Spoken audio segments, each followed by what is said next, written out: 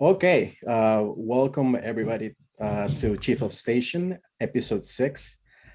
Today we have Anthony Craig speaking to us about two very interesting topics. Anthony, will you mind introducing yourself to the audience? Yeah, I'm Dr. Tony Craig. I'm Associate Professor in Modern History at Staffordshire University, and I have a particular interest in intelligence studies, intelligence history, and I present and research in a number of kind of related areas to intelligence in the past. And yeah, we have a number of kind of fantastic programs here at Staffordshire University, both at the BA and MA level, that include intelligence studies and new courses coming online as well, that are both distance learning as well as courses that are for students attending here that include intelligence as kind of key components of how we study history, how we study politics and international relations more generally. Now, before we get into topic, I'm very curious as to the sort of the profile of the different students that join your programs. Could you elaborate a little bit into that?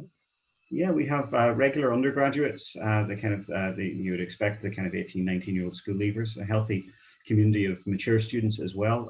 But the majority of our students at the minute are actually distance learning students inside the British military, UK Armed Forces. And they study part-time by distance learning, both kind of through what we call a top-up program, where we use elements of their military training, particularly in military intelligence, in order to kind of push them into the final year relatively kind of quickly. As well as students who already have degrees who are in the military and want to progress with master's programs related to their work. So I work on an MA on intelligence and international relations, but the university offers a wide range of kind of ways of certifying military related kind of expertise in engineering, aerospace, cyber security, and so on. So it's one of those things that can both help military careers as well as help the careers of those who are leaving the military and going back into kind of civilian life as well. So we've had fantastically successful programs there as well as the regular undergraduates, where we have, yeah, I think our biggest kind of seller at the minute is the fact we have 100% student satisfaction over the last 3 years in a row in the UK National Student Survey. So we're well regarded by our students. We look after them really well, and they encourage us to be fantastic teachers as well. Yeah, as somebody who studied intelligence in the UK, I'm very well aware about the student survey, and it speaks volumes on the quality of teaching, also the quality of life at the university. But as a former international student, what's the ratio? Do you have many international applicants in any of your programs, or is mostly just UK? Yeah, the MA by distance learning programs in international relations, international diplomacy, and so on, they are worldwide. We just got one of our graduates just got an honorary doctorate actually, because he was involved, Yugoslavian, but he was involved in the Syrian chemical weapons in investigations. So he was working at the International Criminal Court in The Hague. And if you go on our Facebook page, Facebook/HisPol Staffs, or just search for us. There's a great picture of him. He got the Legion d'honneur from the French government, and now an honorary doctorate from Staffordshire University, which I'm sure he'll hold in just as high regard. So yeah, we've got students from Africa, students from the Caribbean, we have students from Canada, we have students on those MA distance learning programs from all over the world. And you know, they interact in this online environment really well. As far as attendance courses are concerned, yeah, I've got students from Malta, Saudi Arabia at the minute. We're also part of the Erasmus program, or whatever replaces that with regard to Brexit. So we get Dutch students and German students, and French students quite regularly on our programs as well. I appreciate that, because if one of the things that we're extremely valuable to me studying in the UK, averaged with the program in Cambridge, where I first met you, or Brunel University, was being able to interact with people from many different backgrounds and countries. Obviously, as I transitioned into the professional life, these friendships became also part of my own network, because everybody studied the same, international relations and intelligence, and a lot of us ended up transitioning to the world of intelligence, government or private sector, and they sort of like became this part of a vast network that otherwise would have been impossible to obtain if I had remained here in the United States and only studied with people from the United States, with maybe only a few international students. But that is something that I truly value about my experience in the UK. But tell me about the learning outcomes when it comes to these 2 degree schemes, and also if you could shed some insights on more or less the professional goals or the professional backgrounds that students obtain after graduating from these degrees. Efren, as luck would have it, I have slides. No, yeah, so yeah, please share. as if by magic. No, the BA International Relations History and Global Politics program is one of these. It's it's a program that is very often when you go to a university, you're subject to the expertise of the faculty that work there, and obviously that's going to be the case. But what we do on our program is try to meet in the middle somewhere between what the lecturers are absolutely expert in and what we think the future challenges are in the world, and what kinds of expertise, what kinds of subject matter students would benefit from learning in their long-term careers. So this kind of curatorship of a degree, allied with our very structured employability framework, which runs through the whole 3 years, basically ensures that you don't just develop the skills of essay writing and research in areas that aren't going to be of particular use to you, but you develop them in areas that are of importance to employers, as well as you understand what those skills are, so that you can sell those skills in your CVs, in your resumes, in your job applications, kind of going forward as well. So kind of relevant courses and modules and areas that we cover in this that would be useful to the viewers and readers, listeners of this podcast, would be things like our modules in Western security threats, in international relations theory, Western intelligence history, Russian security history, and things like that. When we go on to the security and intelligence program, which is a new program that we're kind of rolling out on the back of our huge success with the UK Armed Forces. We've basically designed a program with 2 pathways. Students come in on the first year and study all the same modules and components related to security and intelligence that include both technical aspects of intelligence collection and cybersecurity, as well as the kind of analytical components, the disciplines of IR, history, and so on, and criminology.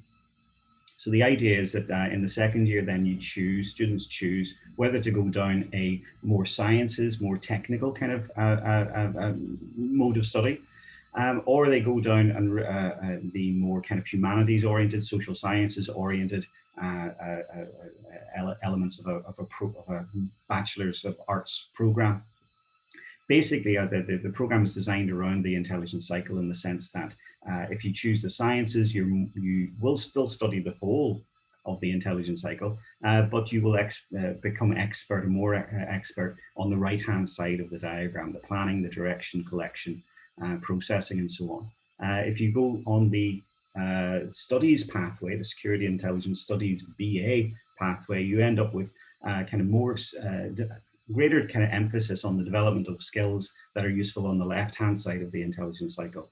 Analysis, dissemination, argumentation, kind of making yourself convincing to others. So yeah, modules include things like security technology, digital forensics, investigation methods, as well as the more kind of studies side, discussions of global security, intelligence history, terrorism and counterterrorism, conflict analysis, and things like that. So yeah, these programs do reflect and have embedded in them intelligence studies. But what is intelligence studies if it isn't interdisciplinary? It's not something that has a sound grounding in any existing kind of subject area, but in fact can choose and pick and choose a range of academic disciplines. Great, I appreciate it. And also to those members or followers, I suggest you take a look at the Staffordshire University. I know that a lot of them are students and they may be looking to continue their education at the postgrad level, or maybe some of them may be military and they may want to do a BA as part of their professional development. So I highly recommend taking a look at this. I will link all the information when we release this podcast. Yeah. But now the armed forces programs are not limited to UK armed forces, and we've had Canadian, Irish, some French and members of their armed forces involved in these programs in the past. Strangely, no Americans, but you know that isn't for a lack of designers or so on. So these are UK accredited BA and MA programs, and we're delighted to take all inquiries. Yeah, that should probably change. Yeah, that in terms of intelligence studies, I always thought that there is no better place to go in the UK. It is more developed, it is more established.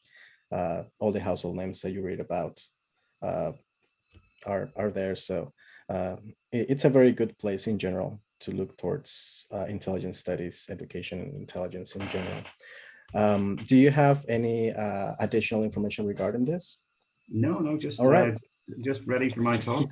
Perfect. So now we can transition into topics. So as you know, this issue of political interference has been on the media since 2016, right? And then you have talk about Russian political interference again during the 2020 election.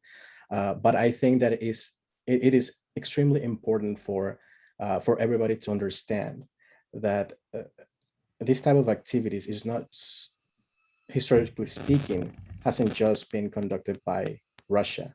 It has been conducted by every other state, obviously, including the United States and Great Britain. So today, for the audience, Tony is going to be talking to us about political interference as covert action, 2020, and then walking backwards through history up until World War I. So with that being said, Tony, I give you the floor. Many thanks, Efren. Yeah, so the title of today's talk is Political Interference as Covert Action.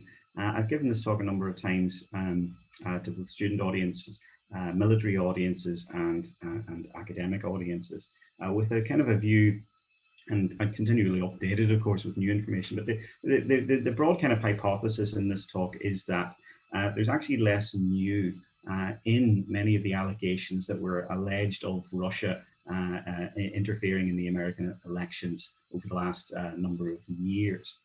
In fact, there's nothing new about Russian interference in American elections, full stop. They've been doing it in the 1980s, they've been doing it in the 1970s. But the most recent allegations have been around this idea that the Russian intelligence somehow worked to promote fake news stories and pro-Trump opinions on social media platforms in the months prior to both the 2016 and 2020 US presidential election. Further kind of allegations and kind of wild stories about tampering with election machines and so on, I'm not going to go into. Some of them are frankly silly. But the actual evidence that Russia was doing this kind of spreading fake news stories and so on is out there, and it's reliable. And broadly speaking, a lot of this material kind of emanates from Russia's very own, the Russian government's own internet research agency, based in this relatively small office building in St. Petersburg. This is home of Russia's troll army, where bloggers here are paid to flood social media with pro-Kremlin opinions. They leave an audit trail, however. $100,000 was spent, for example, in 2016 on geographically targeted adverts on Facebook prior to the election of Donald Trump. However, with the Mueller report and so on, and we can discuss kind of the reliability of Mueller, of course, who has that relationship with Donald Trump. But his report comes out in 2019. It was finally published in 2019. Concluded that Russia had interfered in a sweeping and systematic fashion in the US election. Now, certainly, I'm not going to go through all this material here, but there are things that we know. There are things that are blatantly obvious. There are things that we have found out, the known unknowns, and there are things that we don't really know or can't really tell about what's been going on with regard to this election interference. Certainly, we can say that the Russian government seemed to prefer a Trump presidency over other ones. They were manipulating social media where and when possible, that the democratic computers were hacked and emails were intercepted and leaked to the press. Note that I don't say Russia there, but it's a known that the hacking happened and the leaking happened. The Hunter Biden story more recently also was something that was happened and was kind of released and emphasized in the press. Whether it was Russia that was doing it or not, I'll leave for investigators to find out. The things that we know now that we probably shouldn't have known or was unexpected to have known was that the Russian government were organizing that hacking, targeting leaks and social media promotion to sow dissent against the candidates opposed to Trump. We know that officials from the Russian government attempted to make contact with the Trump administration early in government. But every government was trying to make contact with the Trump government early in the transition process. That's just what other governments do. The use of proxy groups and Iran seems to be kind of emerging from the 2020 election, where no longer this Internet Research Agency, but other groups that are linked with Russia and the Russian government and Russian kind of backed governments are involved in this, in similar activity. More difficult to trace, but the evidence seems to be emerging. And that Russia's efforts had been aimed at denigrating President Biden's candidacy and the Democratic Party supporting former President Trump, undermining public confidence in the electoral process and exacerbating social political divisions in the US. If you don't believe me, that's the US Director of National Intelligence and his report from just a few weeks ago. No, so what don't we know? Well, we don't know whether these, whether any of these measures affected the election results at all. We can't tell whether one single person was convinced by any specific and single material sent by the Russian government and kind of spread all over the internet.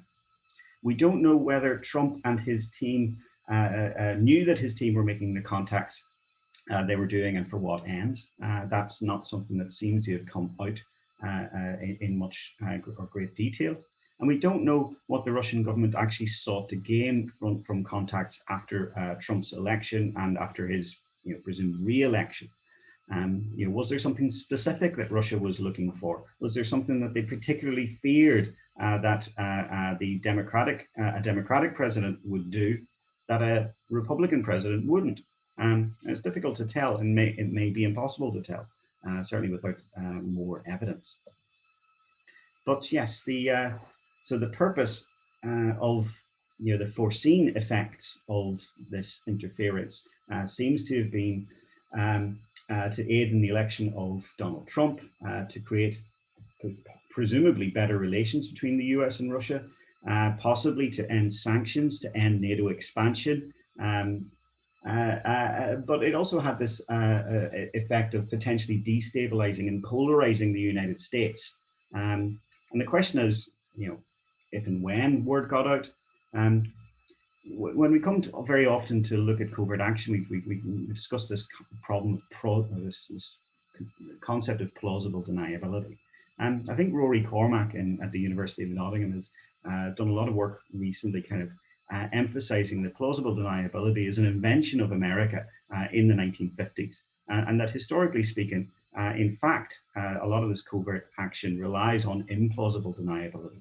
The knowledge that this other country is doing it, but the lack of evidence to actually do anything about it. And even if you could do anything about it, you need some kind of military power and so on to actually do anything about it. You're not going to start a war because someone's talking about you behind your back. You know, let's face facts. Wars are started for much more serious reasons for that. And therefore, the need and requirement for plausible deniability when someone interferes and spreads propaganda and lies about you, it's not really there. A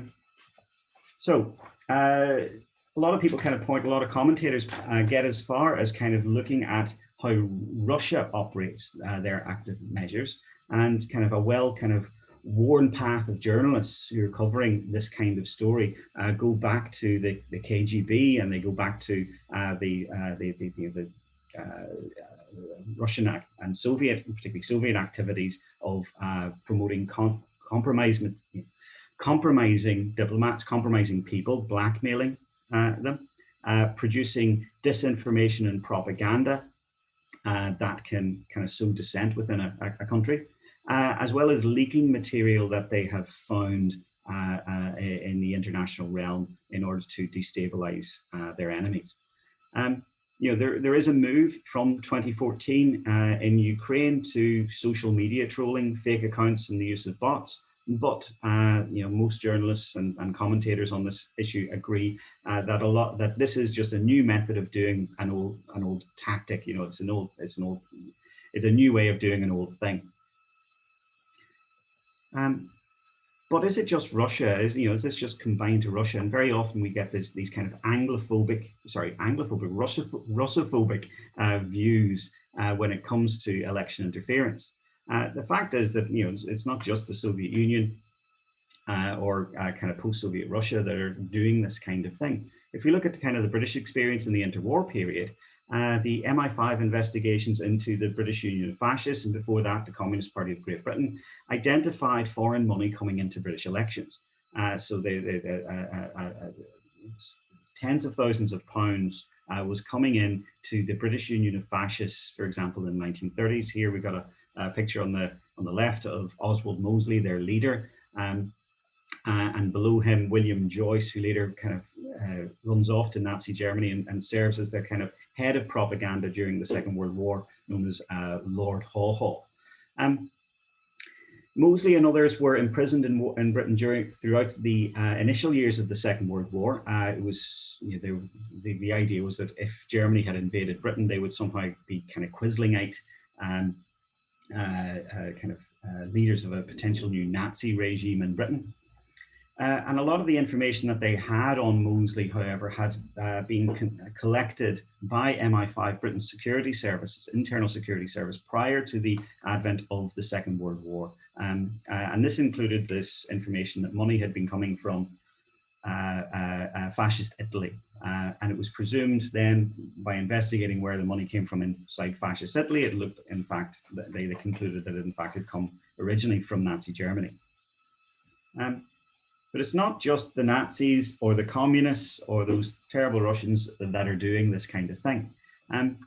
Leaking material to the press is something that we expect in day-to-day politics. When it's a national government that's doing it, we kind of seem to falsely kind of get the idea that national governments should be above doing this kind of thing to other national governments. Give you one kind of clean example, one nice kind of white propaganda example here from 1917. With America not yet fighting in the First World War, British signals intelligence decoded a telegram from the German government to the German embassy in Mexico City.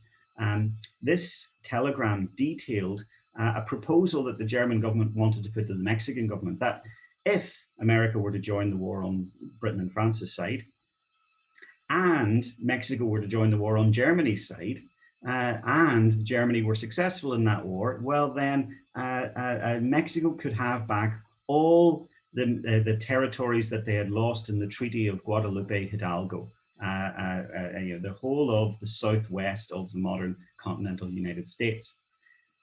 British intelligence leaked this to the New York Times. They did tell President Woodrow Wilson that this cable existed, But they then went and sent it to the New York Times so that everyone in America could be influenced, if you like, by this key new piece of information. It was true. This is what a plan. This is a diplomatic communique that was decoded by the British. But it was an attempt by Britain, a foreign country, to influence public opinion inside the United States. The fact that it was true doesn't stop Britain from doing it again in the Second World War. You know, the fact that in the Second World War, William Stevenson, the so-called Quiet Canadian, who's based in the Rockefeller Center in New York, makes up his own version of the Zimmermann telegram. It's a complete fabrication, but he does exactly the same thing that they did in the First World War with the Zimmermann telegram. And basically, this is a supposed fake. This is a supposedly true plan for the carving up of South America in the event of a German victory in the Second World War. And the likes of this being put in the New York Times, being broadcast around. The idea was that you would get American public opinion on the side of Britain in the Second World War, and therefore drag them into the war, or at least give them more munitions to fight the Nazis with. So this is fake news. This is fake news in the autumn of 1941, 12 weeks or so before the Japanese attack on Pearl Harbor. Now, the British continue to do this kind of thing, although they tone it back down again and prefer not to have to tell lies during the Cold War. Part of this is down to this idea that they have that democracy has some kind of moral superiority to the autocratic principles of communism. And therefore, the UK has a branch of its Foreign Office, a very secretive branch of the Foreign Office called the Information Research Department, that conducts no real research whatsoever. It's kind of a code name for a department that's actually involved in spreading pro-democratic propaganda into Russia. Now, this is political interference. Just because it's political interference in the direction of democracy doesn't actually make it any quantifiably different from political interference that is in the interest of some other form of governance. According to John Peck, who had been private secretary to Winston Churchill during the war and becomes a former head of the IRD in the 1950s, the policies of the IRD were to drive a wedge between the hardcore Stalinist communists and those of the non-communist left. So what's interesting is that they chose left-wing propaganda in order to attack the Soviet communism. So they published, for example, hundreds and translated into various different languages, copies of Animal Farm by George Orwell, and seeded libraries, schools. They kind of pushed this book and its anti-Stalinist kind of line, although it's still a left-wing text, into the Warsaw Pact and beyond. MI6, again, this is Rory Cormack's research, but he's uncovered some information about a slush fund that seemed to be left behind possibly by the Americans at the end of the Second World War that assisted Britain's Foreign Intelligence Agency, the Secret Intelligence Agency, or MI6, with propaganda in the Middle East, pro kind of Western propaganda in the Middle East. And they use this money. It's clearly a large sum of money. These are 1950s figures to try and do regime change, to try and foment revolutions, or at least to try and get national governments in the Middle East to do things that are kind of more pro-British and more pro-Western.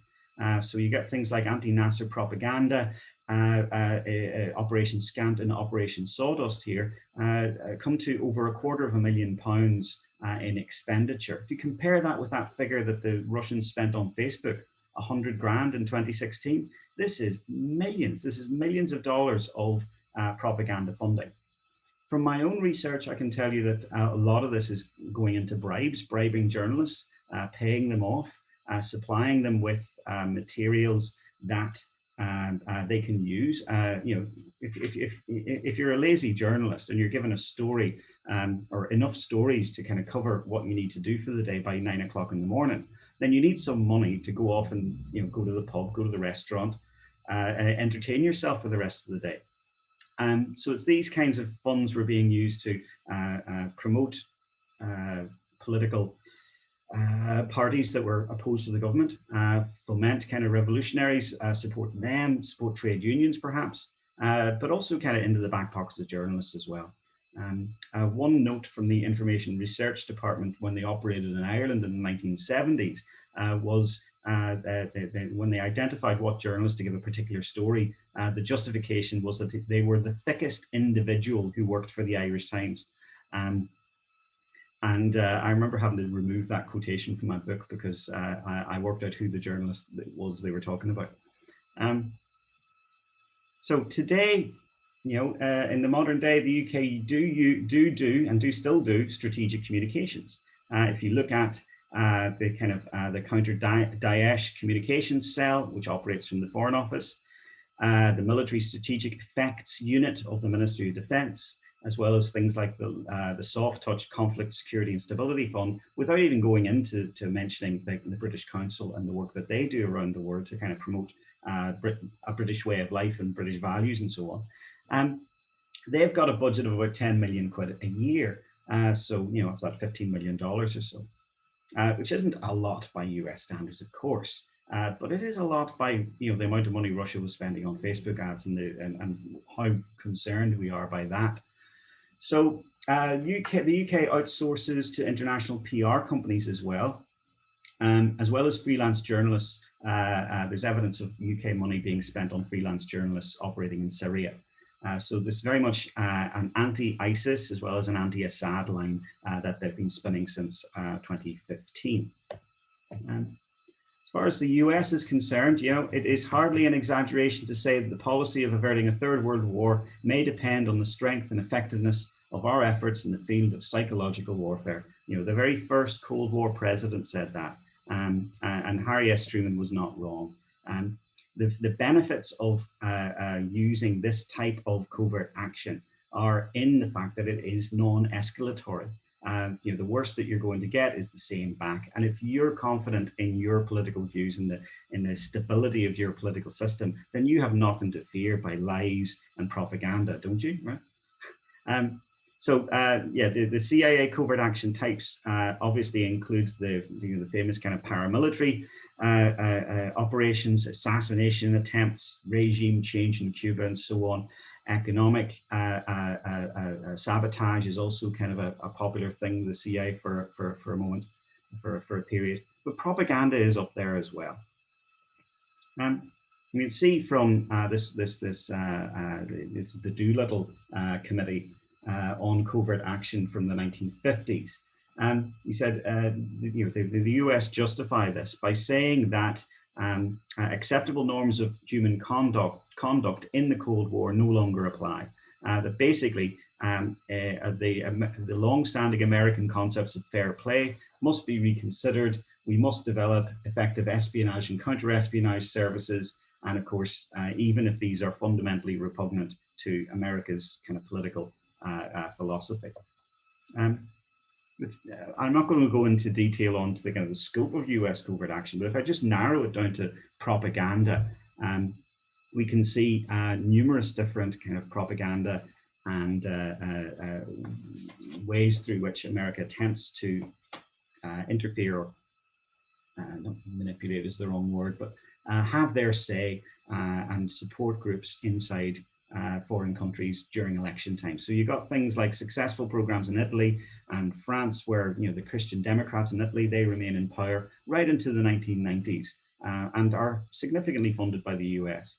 Through the Philippines, British Guyana, I want to talk about Iran, Radio Free Europe and Radio Liberty are listed and by the CIA very often as kind of successful programs. What's interesting is that these are successes and failures by the CIA's own reckoning.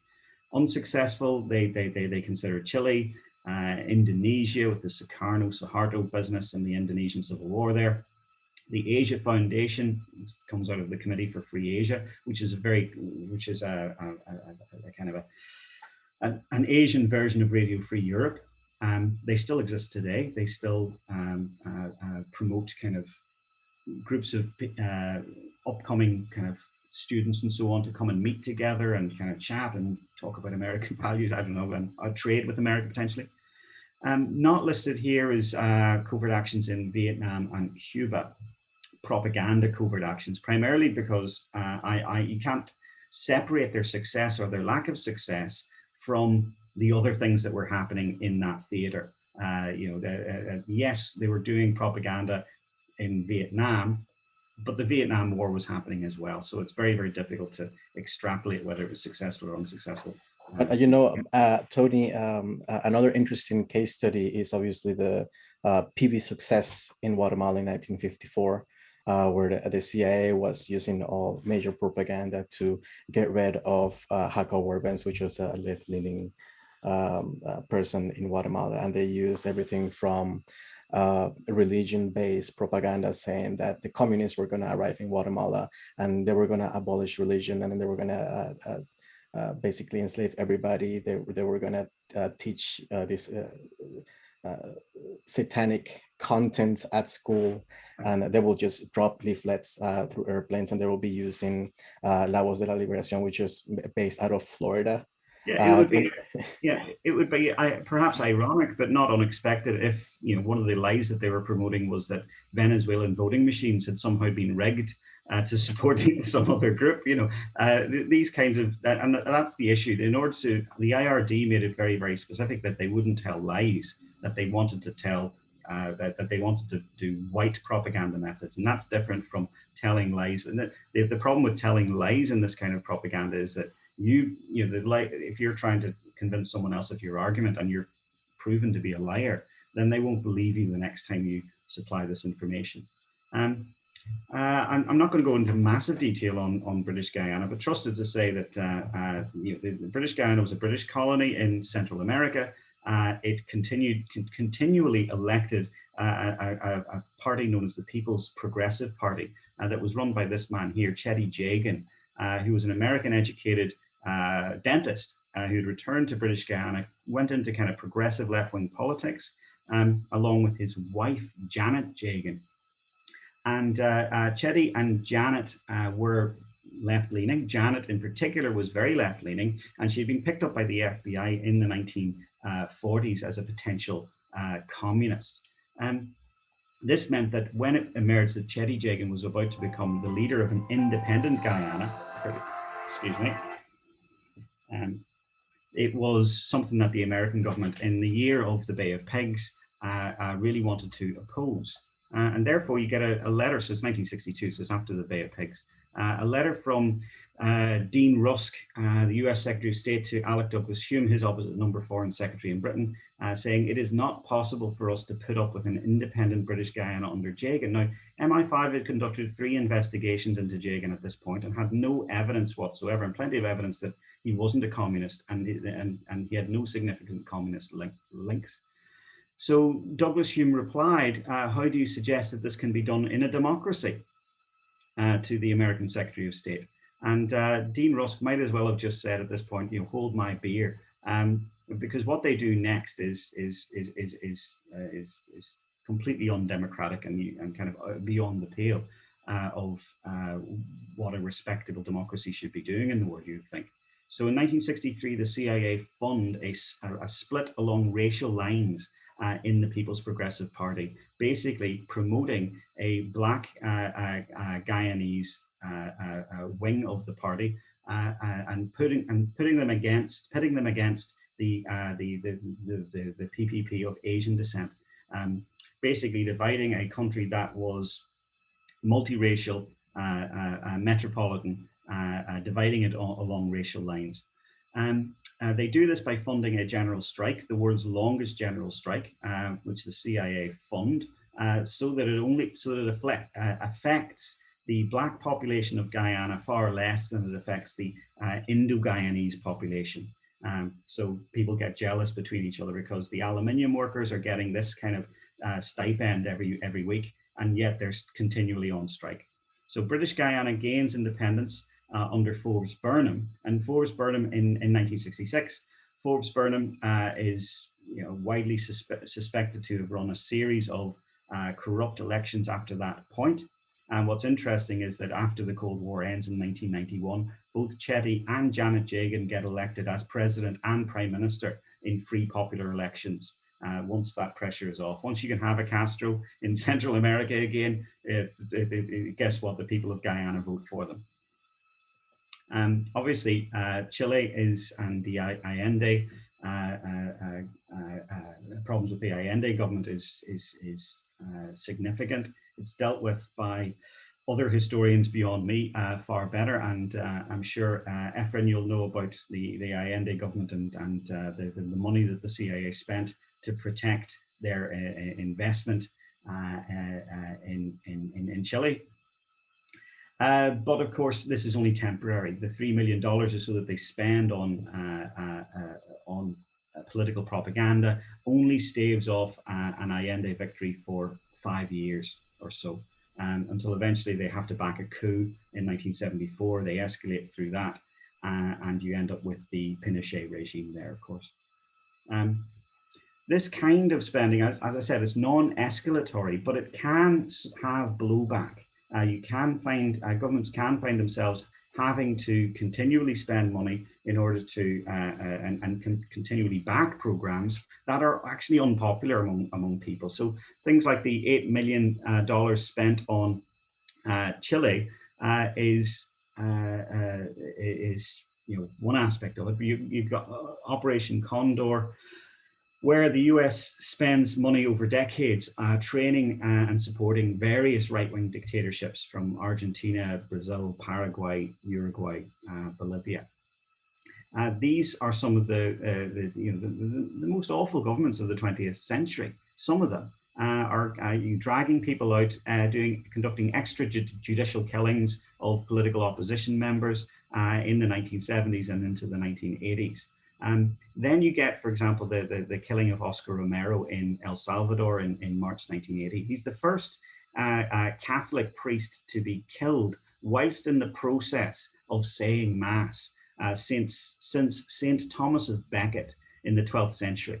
This kind of thing doesn't happen very often. Oscar Romero had been openly opposed to the government in El Salvador. He had written letters to Jimmy Carter and so on, kind of pleading for America to stop supporting the El Salvador government. But as you can see in this in this icon image, there's a Huey in the background, an American helicopter in the background of the image. Oscar Romero, like Thomas of Becket, was actually beatified by the Catholic Church. He's now Saint Oscar Romero. If you talk about the people that killed him had been trained by the CIA. They were not CIA operatives. Years earlier, they had gone on CIA-funded training programs. It's important to differentiate that, but it's important also to consider that this is indirect blowback from things that you may wish to avoid. Yeah, and I think that the significance for the region regarding political interference by the United States, whether it's Guatemala, whether it's Chile with replacing Allende with Pinochet, and then so as a result, basically developing this culture of violent protest by the side of the students that is in place up until modern times, until today. Every September 11th, students gather and they end up clashing with the military police. Precisely, they gather because it is on the day that Salvador Allende committed suicide with his AK-47 at La Moneda Palace before he was caught by Allende forces. And it all throughout Latin America, where in the past, the United States foreign policy was leaning towards supporting friendly dictators. This has led to mass political instability as a result of that. It's just a domino effect that has been stemming from the golden era of the CIA in the 50s and up until the 80s. Yeah, there's definitely this idea that you should be careful what you wish for and what you put your time and effort into supporting. That ultimately, if you have faith in democracy, surely you should have faith in democracy. But that's a discussion for a different class, I suspect. because what I find odd is the fact that Iran, and a lot of what you're talking about, Efren, is replicated in the Middle East, suspicion of America because of their long-term past activities. If they did it that way back in the 1950s, then of course they're doing it like this today.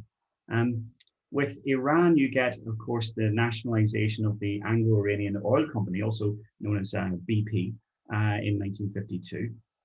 And an oil company with huge kind of British interests, of course, that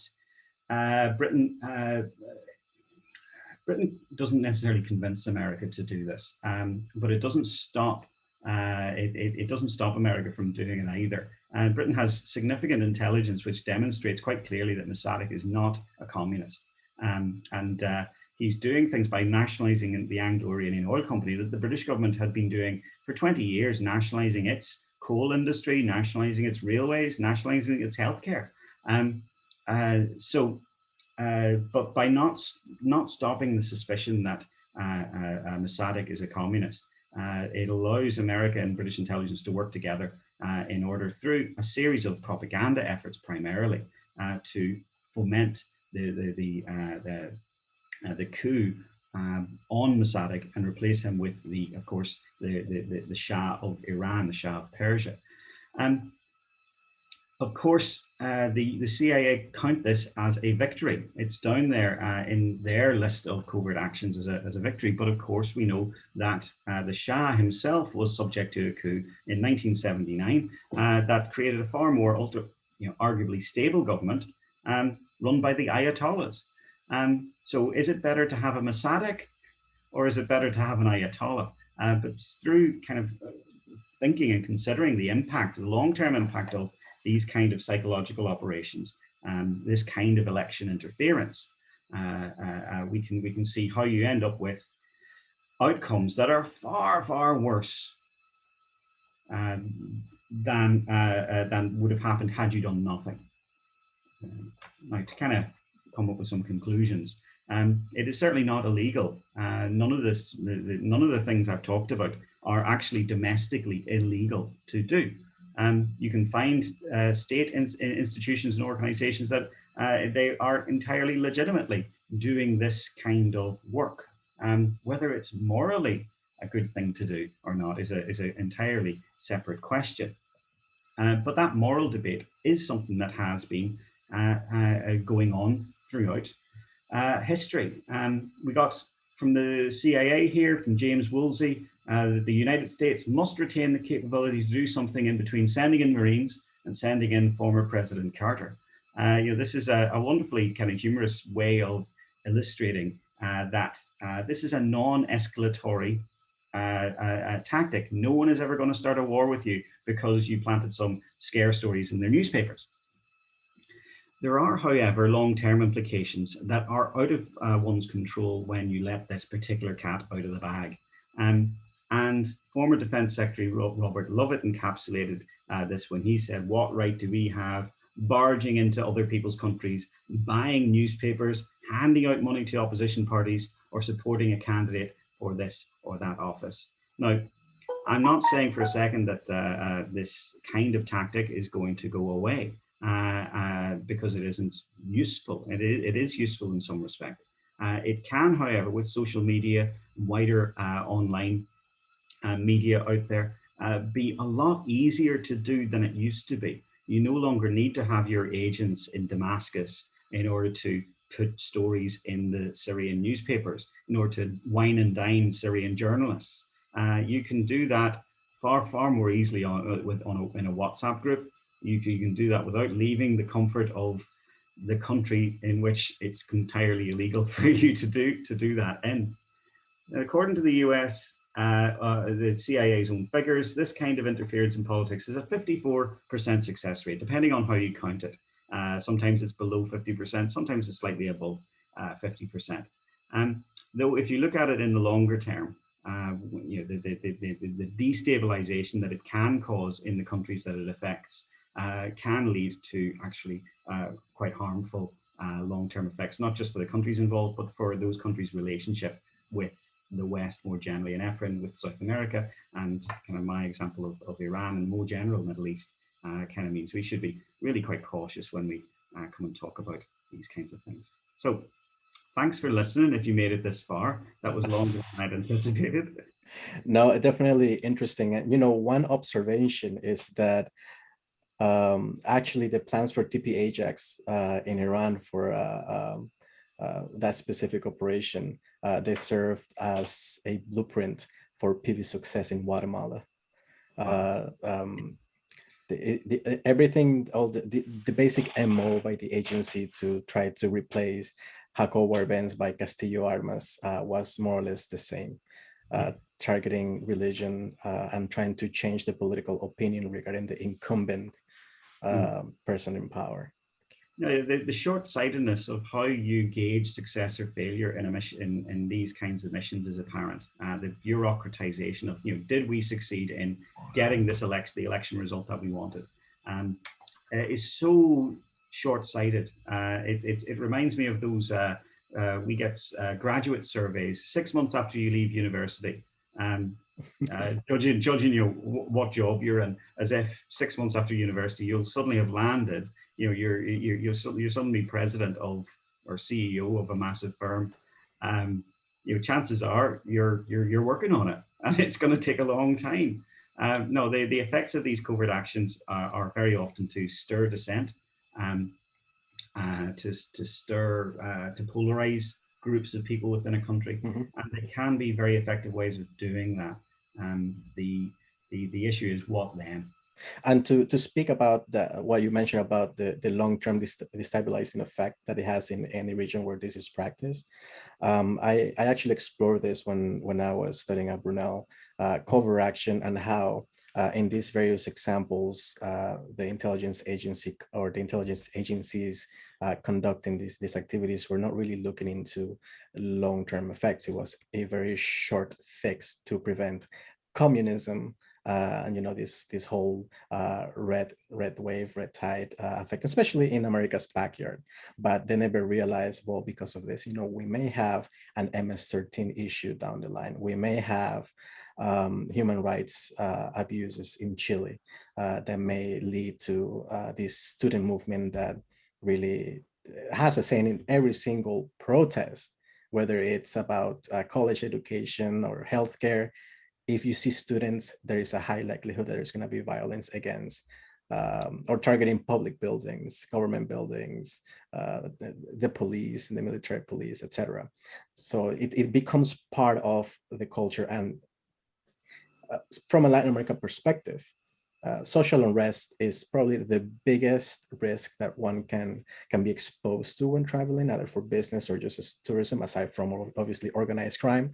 But both organized crime and social unrest have ties to this instability that was created by playing with politics, influencing the public opinion, or forcefully removing people and putting friendly dictators in power. But I think this is also somewhat related to the African experience. Pilani, what do you have to say regarding that? I'm very interested in some comments. And we have more or less about 20 minutes left of this meeting, so we can get the most out of it.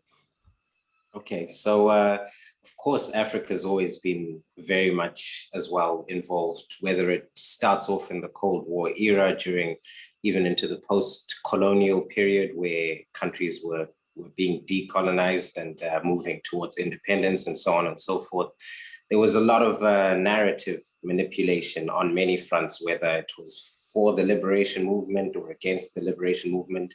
And of course, during the global Cold War, there's definitely been very, very different fronts, especially when it comes to countries like Angola, which was one of the hot instances of the Cold War. And then also you definitely have a lot of sort of manipulation happening during the final years of the apartheid. You also have what was then known as Rhodesia, and during the period when it broke away from the United Kingdom, and the manner in which it was being portrayed internationally, also taking it up to the United Nations. And then in actual successive eras, as you've seen many leaders holding on to power extensively, you will notice that there's a lot of presidencies of this nature who always complain of some sort of covert action taking place. They always complain of unseen forces. And one of these particular aspects that has been a really, really grinding point has always been the elections, not just in terms of election outcome. That's been there ever since the Cold War, but also in terms of election conduct and also election observation. You will find that a lot of African countries are very, very sensitive to how their election process is being perceived. If it's seen as a sham election, that the immediate expression of doubt and who says it is credible, all of that matters. And in many, many instances, that has always been able to be parried, especially because of the manner in which elections in the United States and also throughout Europe are actually being perceived. So with this recent, very, very recent sort of interference in US elections and the sort of crises that sort of happened at the Capitol, you have a counter narrative. And you can see part of the aspect when you spoke of plausible deniability, that wasn't really an issue for the Russian context, because whether someone knows whether they did it or not, the damage is found in that somebody can tamper or tinker with the United States elections. And so that in its own way has also given a lot of countries who usually come under a lot of criticism from the West a lot of ammunition to say, but, oh, wait a minute, you also have problems. So apart from covert action to interfere, that prestige of not having these stories, and we can speak about freedom of media, self-censorship as much as possible, but also I do have a question for you, Anthony, which has to do with the role of media organizations. I mean, it was implicit in the way that you actually described the fact that that sort of certain information gets handed to certain journalists, sometimes certain employees within media organizations get paid off. And obviously in the past, there might have been an outright collusion, but with the explosion of social media, where would you see the role of media organizations in this sphere? Would you say that there still is an ambit for outright collusion, and I'm saying this especially because with the whole outburst of investigative journalism and the sort of integrity which media organizations intend to portray, especially during this era of disinformation, and them trying to be the more trusted sources than other unverified online and social media sources. Yeah, so how did it happen and how does it now happen, and the difference between it? Certainly, when you look at West Africa in the 1960s, there's MI6 are involved in basically producing magazines, kind of that try to put a kind of pro-Western spin on politics in certain countries. And although you don't need to do that anymore, you don't need to produce your own magazine. Certainly the seeding of bad information from disreputable websites and so on through social media is something that is much, much quicker. People very often will believe things that they want to believe. And that goes both ways. It's just so much easier on someone's mind to believe what they want to believe and have that reinforced than be challenged and potentially proved wrong. And my God, have to go through all the problems of having to change your opinion on something. And I've seen the response, the almost hysterical response when we find disinformation and misinformation and mistruth, can often put people off. Basically, pointing the finger saying you're stupid because you clearly believe in this nonsense, actually opens up straight news organizations that should be doing the right thing, or at least pride themselves on doing the right thing, to editorializing themselves too much. and going down the road of finger pointing, getting angry. How can people possibly believe this rubbish? Rather than focusing on the job at hand, which is to disprove it. So you get the polarization of society along the people who know they're right, as opposed to the people who know they're right. And you lose the debate that you need to have in between those in between opinions. So I think it's even more dangerous because whereas previously you just didn't buy that newspaper, and now with everyone on Facebook and all the algorithms that go behind that show you particular advertisements based on who you are, what you've looked at, and where you live, it can be actually more difficult to avoid. And adding to that, it's also the fact that if somebody who is not familiar with information, somebody, the usual or the casual Facebook user, for example, that has on his or her Facebook feed something that one of, let's say, her contacts is sharing, number one, they only read the title, right? Efren, you're talking about my mother. Mine as well. So they just read the title. Maybe if they open the link, they probably read the summary. But they don't really take the time to actually vet the source. And what they do is they just reshare that, and that is being reshared by some other network. And it's very convenient. It's easier than before, right? This doesn't require really the bribing journalists. It's just it's crowdsourcing. You can have people do the work on your behalf for free. It's an instant chain reaction. You just need to place it. You need to plant that seed, and you're obviously they're very well aware of how certain parts of the population think. So if it's right-leaning, they will put something right-wing, perhaps inflammatory, and then that snowball effect takes place. And this is why it's more successful now, because now everybody's connected. So people here in the United States, let's say people that are from South America, and they want to influence the elections in Ecuador that just took place a few weeks ago. These people here in New York, they will be sharing false information from sources that I didn't even know existed. And that gets shared by people in the country as well. And then all of a sudden, everybody is a pundit on the topic, but they don't actually realize that they've been played. Yeah. Yeah, so I think the only way out of this kind of thing is education, to understand that you may be being played.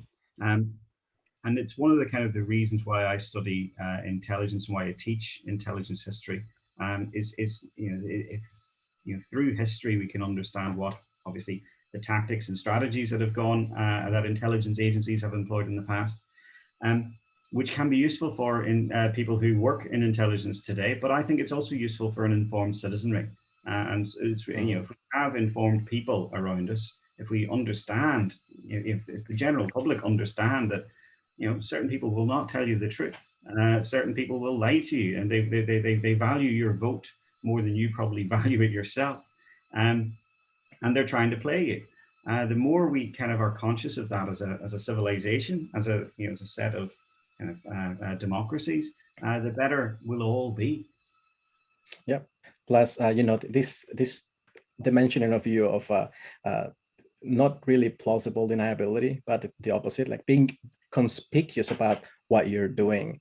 It's really the essence of psychological operations, because it's happening. You don't know if it's currently been successful or if it's already been affected, or what you're reporting on is a product of that action. And it's almost like the Cold War actually never stopped. Did it stop? We don't know. Obviously not in the traditional sense, in the traditional context from a historical perspective, but now you have different means, easier means to conduct the same activity and trying to basically carry a similar agenda from the most underrated political leader of modern times. I'll put my neck on the line there, is Boris Yeltsin. Even though he was a drunk, even though he took Russia in this terrible state and didn't make it worse. And through a free and fair election, the people selected someone like Vladimir Putin, and that's the end of it. But it wasn't Yeltsin's fault. He ran a straight election. Yeah. So, Phil? Well, interestingly enough, when it comes to sort of understanding like that transition from the Cold War as we know it in history books and what's happening right now, I can definitely see some of this narrative warfare taking place, which really has to do with what China is doing in Africa or what Russia is doing in Africa. All of these narratives, we are also starting to see a lot of other world regions trying to have one-on-one meetings with all the African leaders. You have the British Africa Summit, and all these world leaders go and attend. You have the China Africa Summit, Russia Africa Summit, and so and usually during those sort of events, it's always a watershed moment during which there's always a lot of publicity, a lot of media reviewing what it is that is being done, and it's always very interesting to sort of compare and contrast, especially because if you want to get to the real story on the ground, you will definitely find that the China in Africa sort of conversation is very, very contentious. Some people saying that it's going very well. China's responsible for a lot of infrastructure development. They're giving Africa what they want. They've got the capacity. And you've got this other end, which paints China as this very much polluting and also just coming into inculcate a debt trap. And it's only recently that if you dig a little deeper and you find the academics, most of them, academics and journalists, most of them from the US and also from Europe, coming into this and saying, actually, there isn't much evidence for a debt trap. That would upset the narrative, but the media is very much, and which is exactly why I was asking about the role of media organizations and sort of perpetuating that. But of course, the expansion of social media sources. So it's very interesting to see how the Cold War was there in something that I would describe as a bipolar sense, but now we're in a multipolar sense. So that has obviously regressed, and this political interference as covert action has only multiplied, and now it's coming from many different fronts, many different people interfering with a lot of other people for a lot of different reasons, and all sort of juxtaposed against each and one another. Yeah, don't get me wrong. The Chinese government are committing genocide at the minute. The Uyghur population. I don't want to support them in any respect, but you do get, when it comes to Africa, a kind of China seem to be damned no matter what they do. Either they're supplying this infrastructure, but not the wherewithal through which to use it. They're not supplying the expertise. So they're sending too few people and all this money, but no people. Or they're doing the opposite. If they sent lots and lots of people to do the work, then they'll be taking work away from Africans and the potential to kind of run these projects away from the people that live there. And you kind of think, well, at what point could China do right in Africa, in African investment? So it's, these are people who have made up their minds and opinions before they've seen any facts about it, and that can be a dangerous thing. Well, I think this is a good point to come to an end for this podcast episode. Tony, thank you very much for taking the time today. I'm always a big fan of listening to your lectures as a former student, but also now as your friend and colleague. It was absolutely very insightful, especially because it is needed that most people educate themselves that this is not only done by Russia, but everybody else is partaking in this. So thank you very much. And yeah, this has been episode 7 of Chiefs of Station. Thank you for the audience for tuning in, and we'll be in touch shortly. Thanks. Bye.